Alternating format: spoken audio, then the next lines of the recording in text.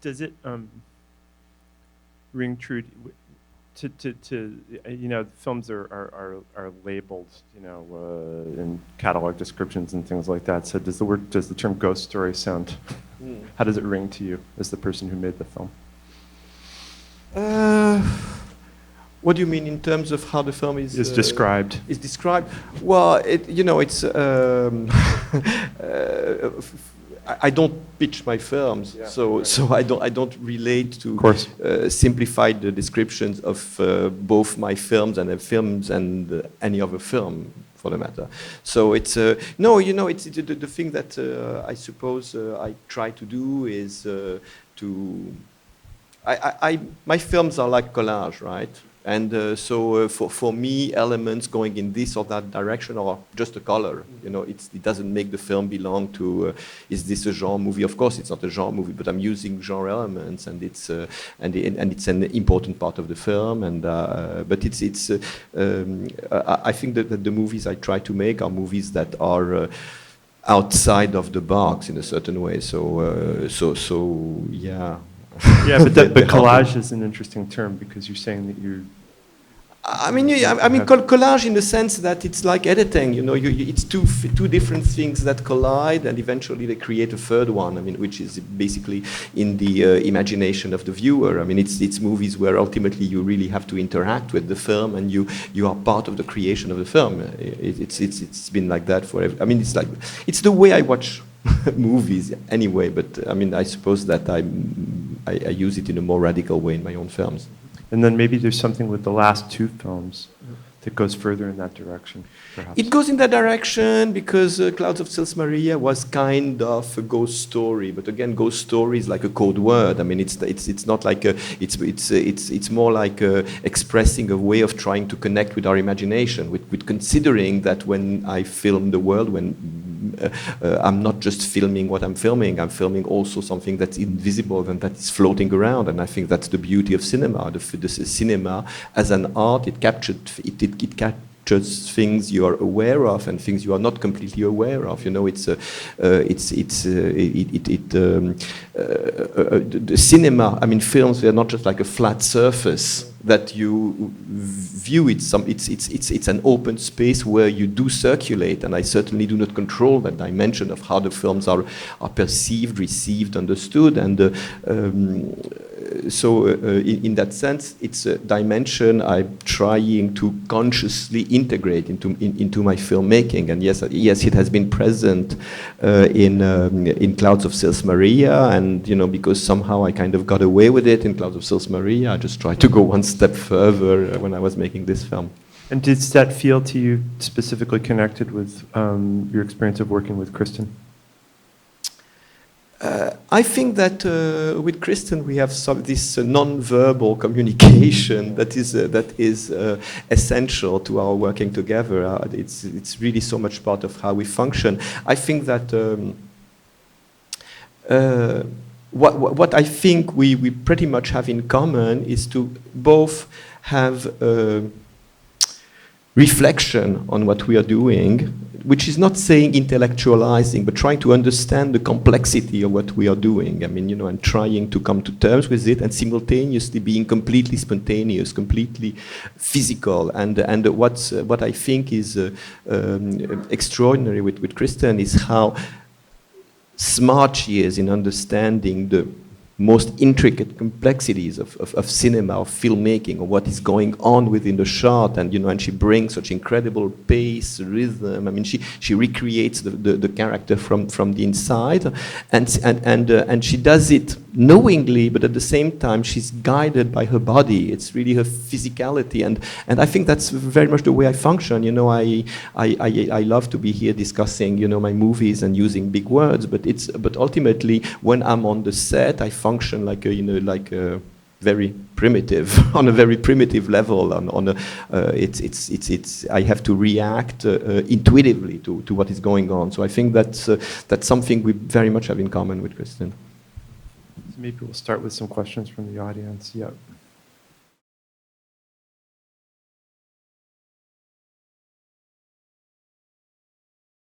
There are two answers to this. One is basically that whenever I was making Demon Lover, like a while ago, I had opinions. Meaning like I thought something of what was happening in terms of how images did proliferate and our weird relationship to those images, which we both controlled and controlled us. I mean, they were growingly controlling us. I think we are completely past that stage now, and I think like most of us, I don't think nothing now of images. They are just happening around us, and I'm like everybody else, just trying to not to be overwhelmed by them and not to be controlled by them. But when I'm telling a story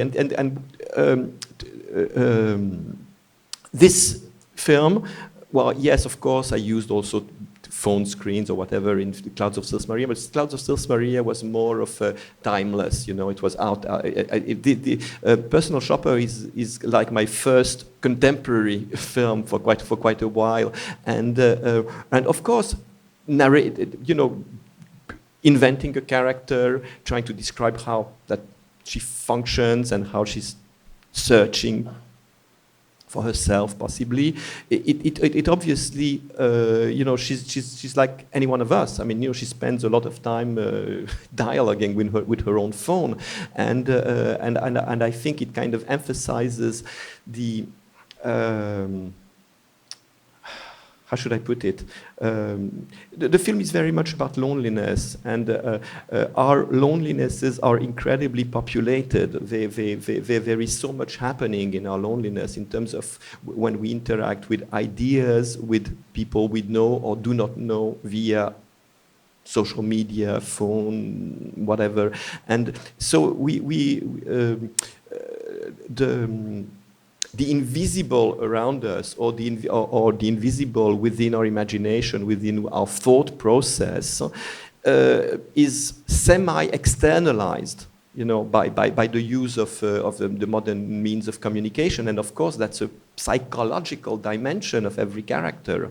And there is also something mysterious, something complex, something really hard to pin going on. And yes, connecting it with the notion of invisibility, of connecting it with the notion of ghost, and having someone who is being kind of attracted, who is being seduced by like an abstraction, someone we don't know is a man or a woman, if it's living or dead, as she says.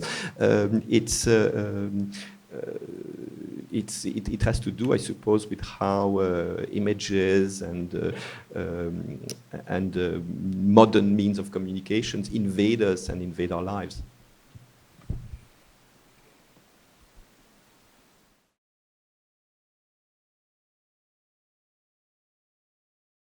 Okay. Yeah. I think that it's very difficult to answer your question, because it's really a dimension where films are a bit like music. It's a very abstract area with how you find the right balance, how you find the right note, how you find the right actor, and how somehow you manage to have actors who are in sync with whatever you're trying to do. And I think in the case of this film, it really has to do with finding the right actress. I mean, with finding someone with who there is this connection and with whom there is this inner understanding of the character.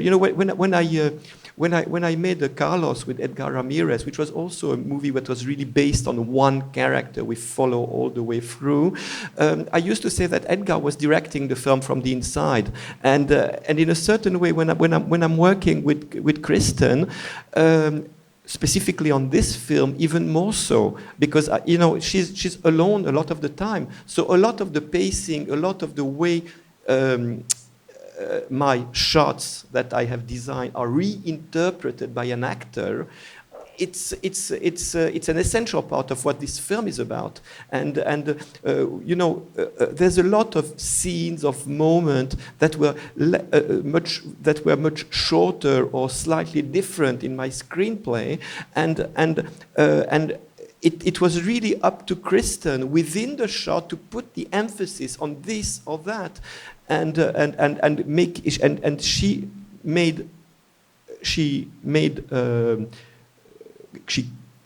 dug up from within the character and the story whatever resonated with her. It's I think with another actress giving a different pace to the shot, it would have been a very different film. And I think it's the and I think that one thing Kristen masters in a way that's unique is time within a specific shot. I mean, I was really struck by specific shots which were not supposed to be that long, but once in a while, you know, I mean, Kristen would do something, and I would turn to my continuity girl and ask her, you know, how long was this shot, and she would tell me like 3 minutes, and I would just freak out because because I didn't realize it was that long, because I was not like bored 1 second. I was discovering something new that Kristen was bringing. So again, it's something that you control, and it's slightly out of control also because it's dependent on the on your actor. And here it's whatever the pacing of this film is, and wherever the emphasis is in, it's very much the combination of Kristen's work and mine.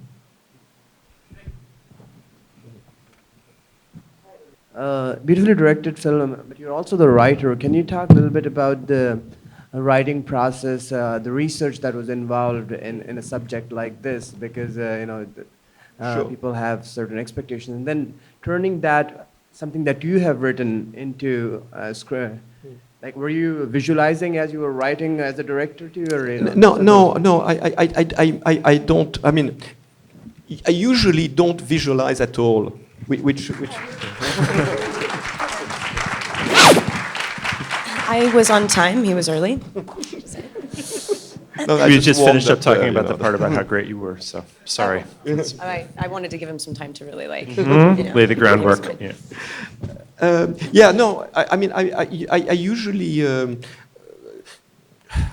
I mean, okay. I wrote this screenplay after a project I had, which was a movie I had written a while ago, did not happen. And instead of, you know, starting from something that existed, meaning in my notes, you know, I keep notes. Once in a while, I have a notion of a storyline, and if it sticks, I would just come back to it a few months later, and that's how most of my movies have taken shape. In the case of this film, I didn't want to go through that process.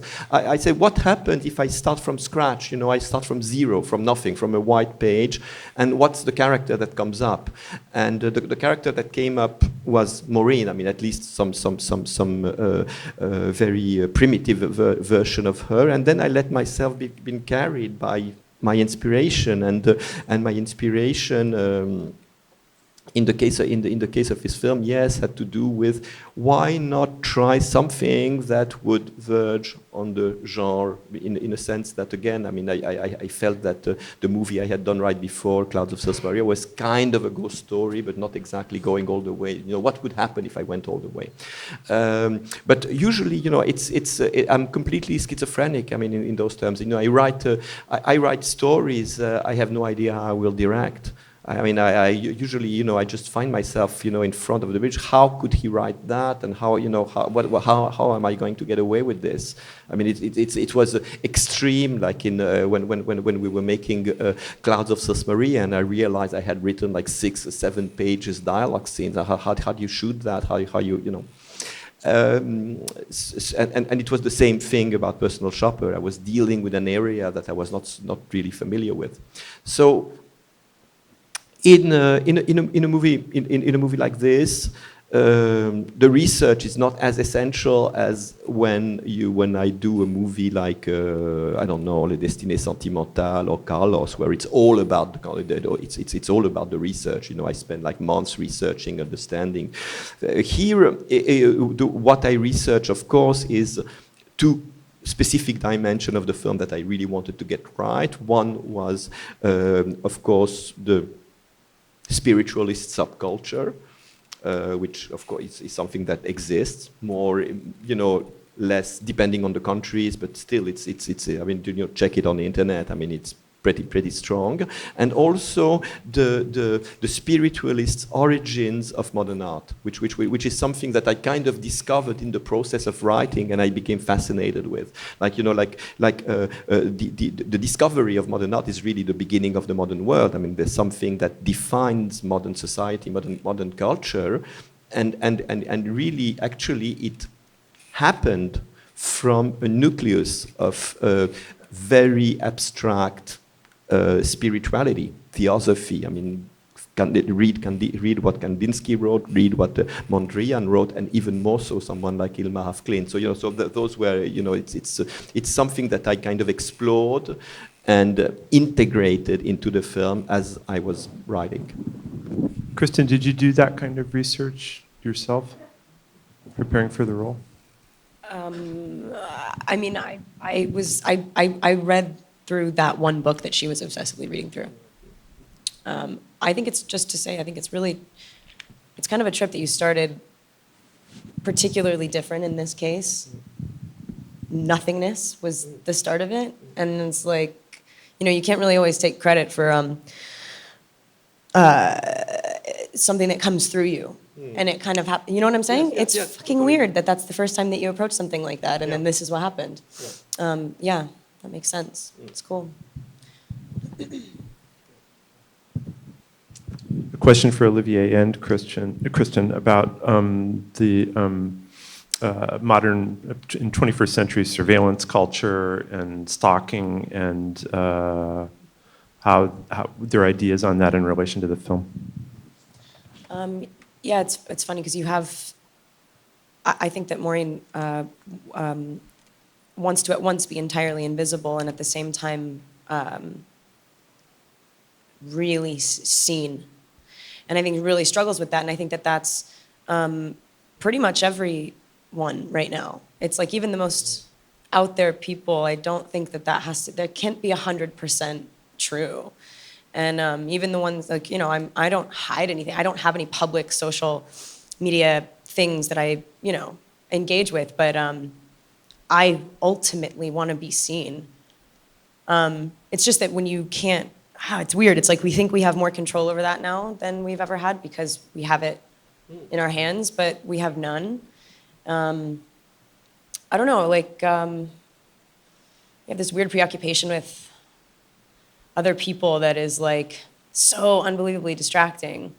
Like not a whole lot of, I feel like much cooler, productive, rad things would be happening. I mean, I sound ridiculous. I sound like really obvious and like, everyone says this. I sound like an old person, but it's like we would be doing way cooler shit if it's so time consuming, But I don't feel, it's weird. There are two sides to each, we stalk each other. I stalk people. I get stalked. We all are obsessively, you know what I mean?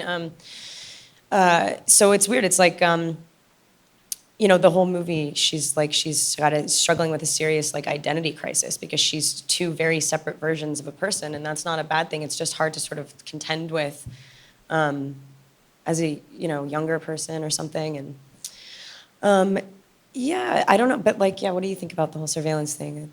It's no, I completely agree with what you just said. I mean, what I think is, and what is interesting in any art form, and especially in film, is more questioning reality rather than finding answers. And I think that questioning also means dealing with ambivalence, dealing with contradiction. I think any kind of path of understanding the modern world has to be dialectic in a way or another. So it has to include one thing and the other. The movies don't function with clear answers. But of course, where I agree with your question, and it certainly connects with the film, it's that certainly this notion of surveillance and how it's so strong and powerful in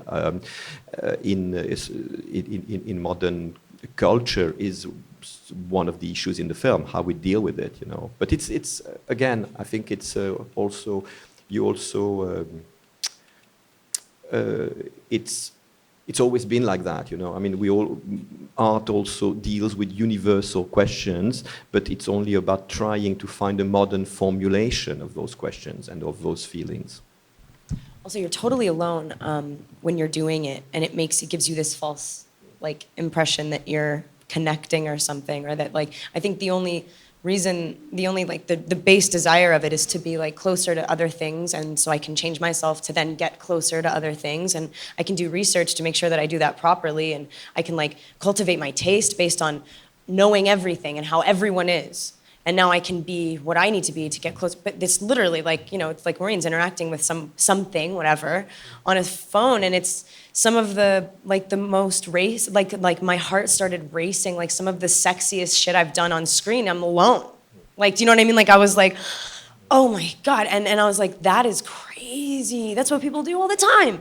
Like that's insane. It's just such massive disconnection, yet you're just fabricating a wonderful reality. So that's not less real. It's just perception. It's weird. Can Kristen break down her outfit, and does she have a personal shopper? Yeah. All right. I do it myself. Yeah. We're like intrinsic collaborators. Honestly, it goes much deeper than you all might think. You got it. It's a jacket and a vest and pants. I have a stylist, and she's rad. She's really talented. But I like choose my shit. I don't like get dressed by someone. You know, this isn't mine. Like we just borrow this stuff and go thanks, and then we give it back, and it's like, you know. Who does it belong to? Various companies. Yeah, that they will be getting this stuff back. Oh gosh, fuck, I don't know. No. Yeah, I do know, but. That's funny. Good question. Yeah, one more. Yeah. Either of you, oh, perfect. If either of you believe in the paranormal, and whether or not you do or not, if you think you've had an experience. Ooh, the truth can be told. I love when he starts talking about this stuff. Like, we don't like have many conversations on set, but like late at night, like, have you seen a ghost? Like, is that why you did this? Do you believe in ghosts? I definitely said that. I think we all, no, I mean, the answer is I think we all do. I think we all do. I mean, you know, it's we're all trying to. I mean, we all know that what we see that's solid around us is not the totality of reality. I mean, that whatever we perceive of the world belongs to our thought process. That we process it. That you know what one sees is not the same thing as another person sees because it's filtered by its experience. I think that. It's not just that most of human cultures have believed in communication with another world, possibly with the dead. I think that dead do live through us. I think that's what the process of mourning is about. That we have some dialogue with the deceased person. Anyone who had the experience, you know, lived through that. I think that ghost is just a code word for that. And I think paranormal is also another word for that. I mean, to me, paranormal is extremely normal. It describes what's happening, you know, in my thoughts. I mean, I do think a lot of stuff that are like paranormal, right? And we all do in a way or another. So it's so that's what I was trying, you know, and even trying to put images on it. Why not? Because you know the images that are created by our fears, by our anxieties, or by our hopes, they are scary and they are happening within us. I think it's very basic. It's part of any life, and it could be or should be part of any story. Even movies, you know, even movies that are normal, the way the viewer watches them brings in paranormal. I think. Kristen, do you have anything to add to that? I mean, I think he articulated that better than I would ever. And I agree, like, you know, it's that thing, if it's real for you, then what the hell else is there? And like,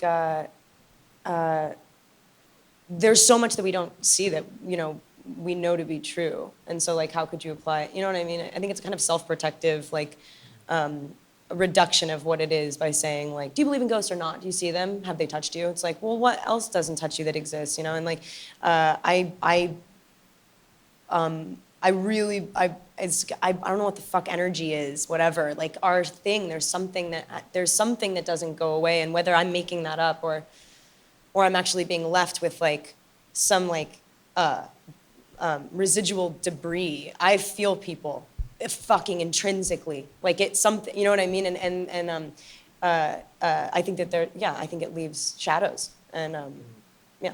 And I think, you know, it's also, it has to do with the fact that we live in very materialistic societies, and the result of the materialism, increased materialism, is that more and more people have to hold to relate to something that takes them away from that materialism, that protects them from that materialism. You call it meditation, you call it Buddhism, you call it Scientology or whatever. You know, it's something that's extreme, that's generated by modern society, and I think in that sense it's an important and exciting and inspiring question, you know, for contemporary artists. Thank you very much, everybody, and thanks you guys. Thank you.